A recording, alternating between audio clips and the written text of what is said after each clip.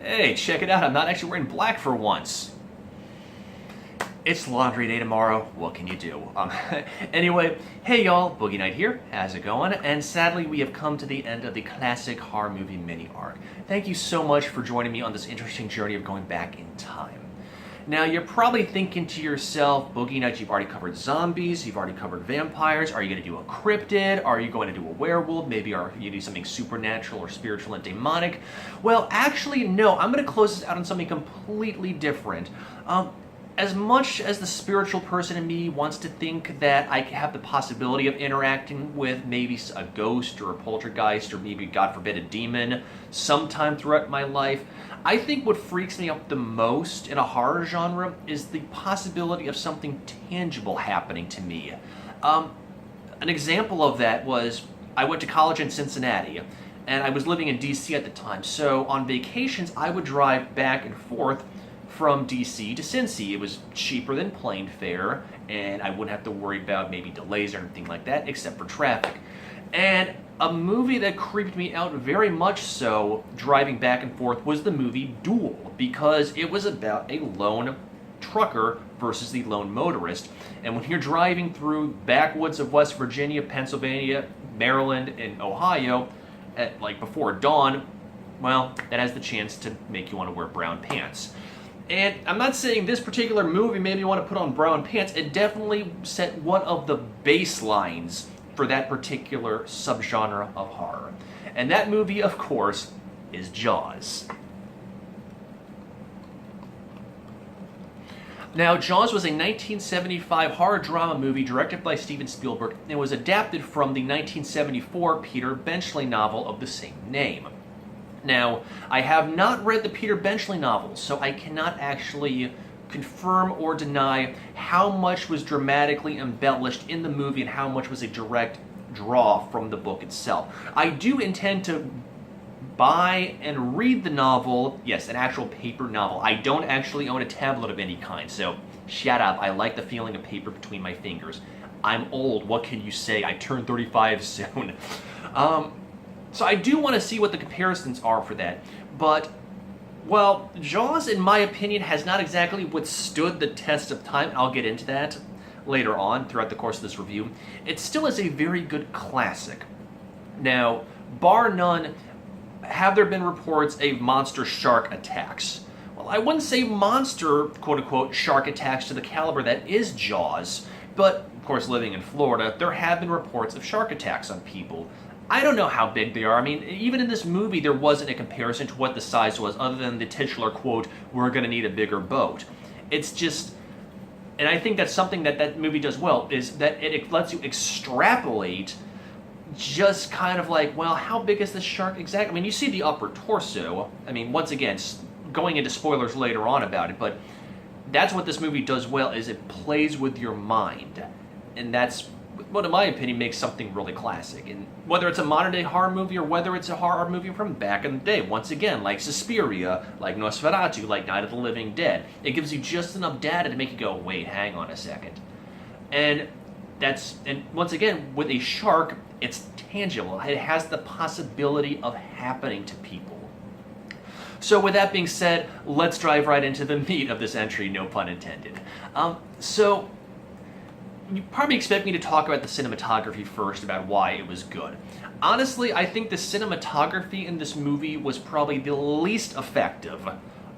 It was the least amount of thing that stuck in my brain. I wasn't having a conversation with Koa being like, hey, look at this camera angle, look at this camera angle, look at this, look at that. No, that was the least thing that popped into our chat while we were watching this on Tuesday. Yes, I actually watched this a few days ago, so who would have thunk it? What stood out for me the most, personally, was the character interaction. Now, unlike a lot of other movies that I have reviewed for the Sonic Boogie project, I'm not going to talk about character evolution, like they started out with X and they ended with Y, because there was zero character evolution in this movie. Every single character was static from start to finish. There was absolutely zero possibility of a character starting at one point and having some sort of, I've seen the light, I can change. Absolutely not. And I think that is a big kind of a describing factor for, this is going to wax philosophical for a moment, for society in general. You are into one mindset when you hit a certain age bracket, and it's very difficult to change. And no amount of revelation can do that. I mean, I'm not saying people aren't subject to change, but I think when it comes down to disasters, particularly when there are shark attacks in this case, people don't have the desire to change. They are in that mindset to be like, this is how I'm going to think and this is how I'm going to survive. And particularly the survival mentality, fight or flight.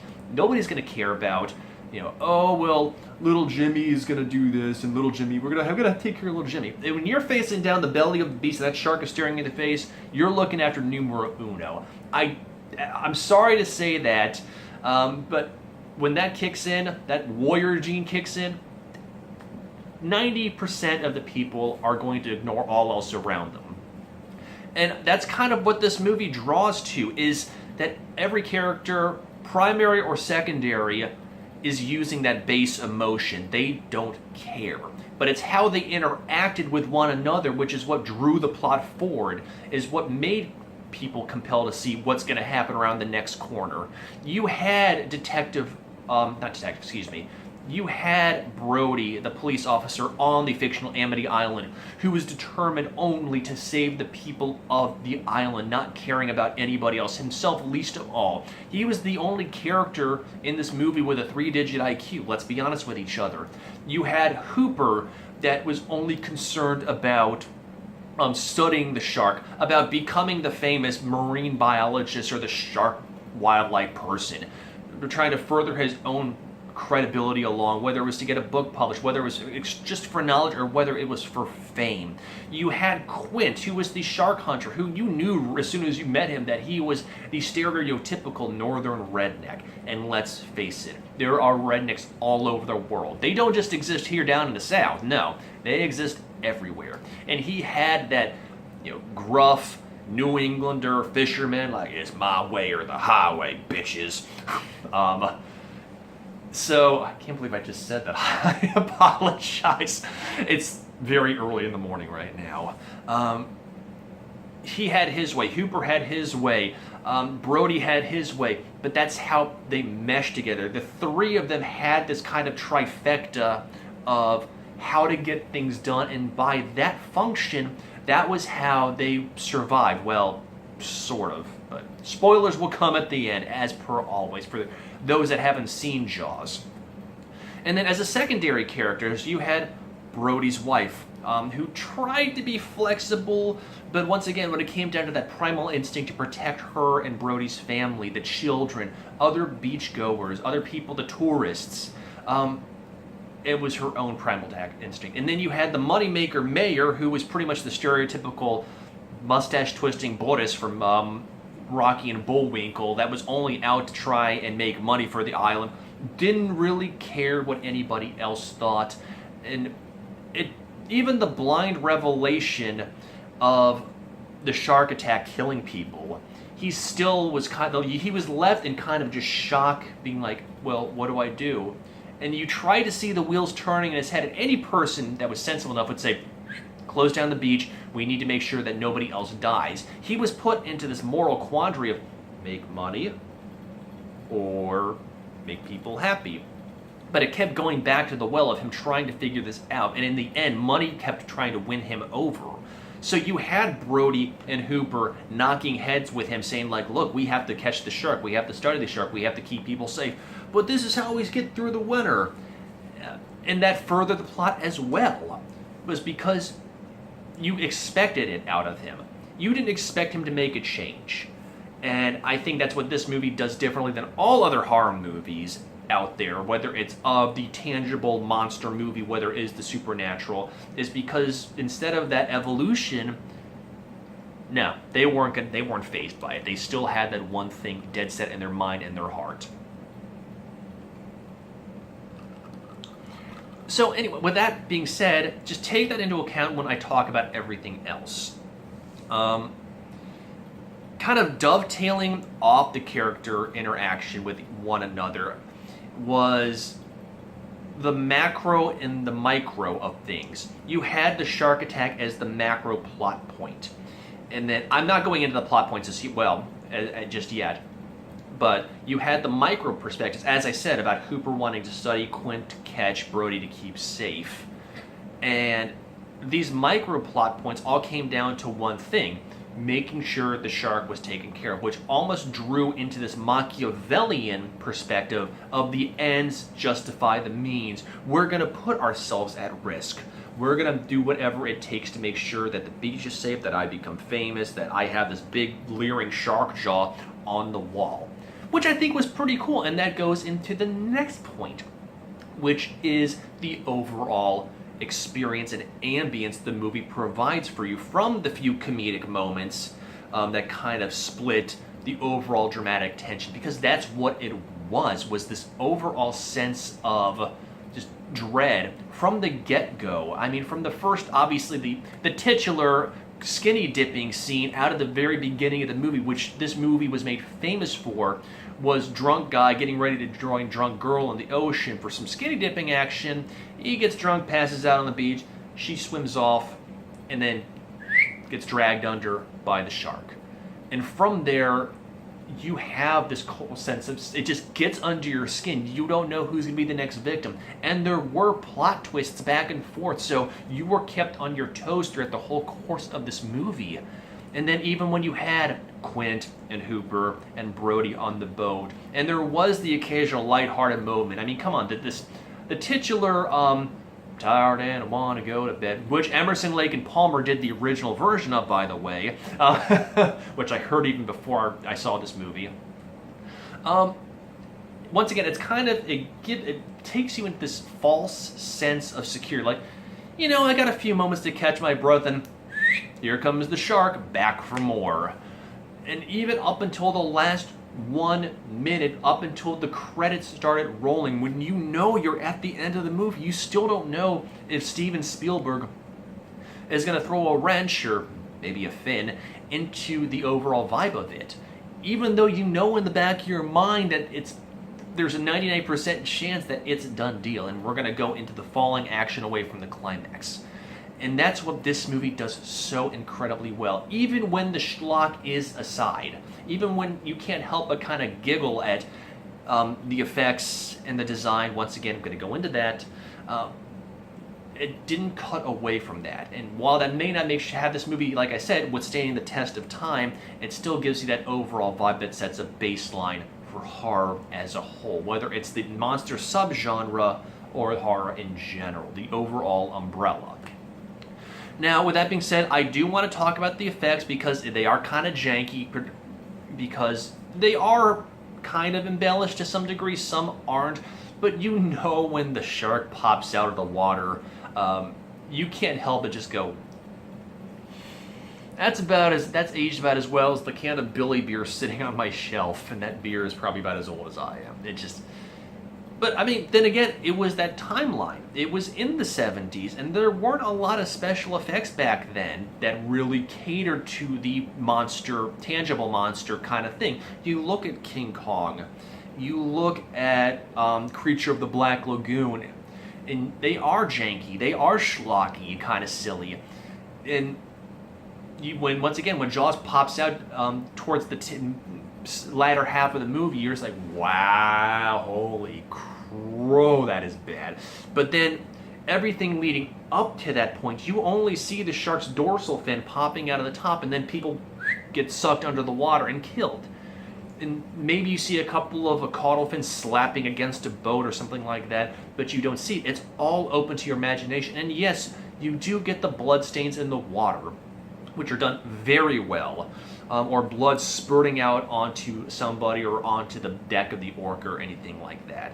So it's still very minimalistic, and while you go into this movie maybe expecting to see a little bit more, like maybe some kind of special effect, like a hologram, I mean, I'm not trying to mix genres, but you look at maybe more of a CGI version of Obi-Wan Kenobi from Star Wars or something like that, or maybe something more tangible like Sarlacc, once again, from Star Wars. But once again, that's open to discussion. So aside from that one scene or two of Jaws, it's very kept to a minimum, and it's very believable for that time frame. And even now, when critics can probably scoff at it and say, shit, that's no. I thought personally, and Kowowo may or may not agree with me on this, it is possible, and it's still, as we talked about in chat, that scene still makes us cringe in the plot. Once again, gonna get into it in a second. And that's really cool. That is really cool of a way that it can do that. It can affect you and affect the overall ambiance and affect the overall plot itself. So of course, finally, let's talk about the plot. Once again, even if you have not seen this movie, I'm sure you've heard about it through various scenes, various quotes of your friends or your family or your colleagues, and maybe even utter quotes or talk about scenes that you might have seen homage to or maybe parody to in other points. There's always something about this movie that you have seen or heard about. So, in a nutshell, on the fictional island of Amity, which I believe it was shot in Martha's Vineyard. Don't quote me on that, but I'm 75% sure this movie was shot on Martha's Vineyard. Amity Island, it starts out with a drunken party on the beach. Let's face it, tourists. Hey, I'm allowed to be biased. I live in Florida. One of the girls, as I said earlier, a skinny dipper, dies, gets sucked under. The local police officer, Brody, who was not born on the island, that's another theme that kind of floats about, is like, are you an Amity Islander? No, I'm a mainlander. He's the only chief of police there, or the only police officer there for the time being, and he discovers, while it's not shown, the dead body of the skinny dipping girl, and all signs point to a shark attack. Now, he wants to close down the beach almost immediately, but once again, tourist sees him just around the corner. The mayor and a lot of his other stereotypical buddies are like, wait, hang on a second, we make money from this, we can't close down the beach, that's why people come to our island. Pretty much a quote straight from the horse's mouth. But it takes another shark attack on one of the children to trigger this whole mob mentality, like, we've got to be safe. And that's when it really starts hitting the road, or maybe the waves. And this whole time, the mayor wants Brody to keep a lid on it. And this is what affects Brody, because when one of the other children dies during tourist season, is he has this kind of guilty conscience and be like, you know what? Mayor, I told you so, we should have done this, and you nerfed it. So there's, quote A, quote B, quote C, let's put a bounty out on the shark, and that gets the townspeople going. I think it was like $3,000 or something like that, which in 1975 was a lot of money to catch this shark. And there were some false claims, but the whole time in the background you had Captain Quint, this avid shark hunter. He literally has mock-ups of different kind of shark teeth and shark jaws, no pun intended, hanging on the rafters of his shack. And he's like, nope, ain't 3,000, it's gonna be 10 grand. And all these stipulations. Of course, nobody wants to do it. And they think at one point they caught the shark, but lo and behold, false alarm, because in walks Hooper, the shark biologist from one of the other institutes along the mainland. And he and Brody start working together. There's kind of a neat synergy to them. And they realize that this is not the shark that is the one killing people. This is a tiger shark. And according to all these scientific evidence, Hooper points out that, well, that ain't the case. This is not the shark. So, lo and behold, they agree to team up with Quint. And originally it's just going to be Hooper and Quint on the boat hunting the great white shark. And then Brody, of course, feeling obligated to be protector of the people of Amity Island, decides he's going to go with them. On this dinky little boat called the Orca. And once again, going back into the beginning of this, when I talk about the characters, this is when you really see the three of them. I'm not saying mesh, but there's a grudging respect for each other. That there's like, I'm not going to admit that I like what you do, or I'm not even going to admit that I respect what you do, but we're in this boat together, no pun intended, and we've got a job to do. So they're trying to find out tracking ways to track this shark. They're throwing chum in the water. they're putting tracking devices on these barrels, and finally when the shark appears to try and attack, obviously, the bleeding fish, because sharks are drawn to the scent of blood, Quint harpoons it and attaches it to the barrel, and it goes overboard. Fast forward to later on when Quint, Hooper, and Brody are done telling war stories, for lack of better wording, and drunk singing. There's a lot of drinking and a lot of smoking in this movie. Then again, 1975. What can you do? The shark attacks them and they lose power. They lose all chances to do anything other than forge ahead. I mean, there is literally one scene when Brody's like, enough is enough, we're bringing the Coast Guard. Quint takes a baseball bat and smashes the communicator, and this goes back to the characters of this Machiavellian, no, I'm going to catch this, I'm going to be the hero of the moment, and you and Hooper can just go kiss my ass for all I care. And they're left on their own. And the shark has decided enough is enough, and it keeps attacking the boat. It attacks the bow, they attack the starboard, the port side, the stern of the boat. The boat starts leaking. They try and bail it out as best they can. They realize it's a losing situation. So Hooper decides to use the one time in the entire course of the movie to put on the oxygen tank, go into the water in a supposed shark-proof cage, and try and harpoon it with a syringe full of strychnine. Well, obviously that doesn't work, and then after all is said and done, we think we've lost Hooper because he doesn't appear, and the shark attacks the boat again. And this is the quintessential scene when everybody knows about Jaws jumping out of the water and attacking the boat. So of course the boat starts to capsize, and that's when Quint slides down, and then the shark basically bites him in half. And that goes back to the special effects scene of the blood and Quint screaming in pain and agony, and only finally to get devoured.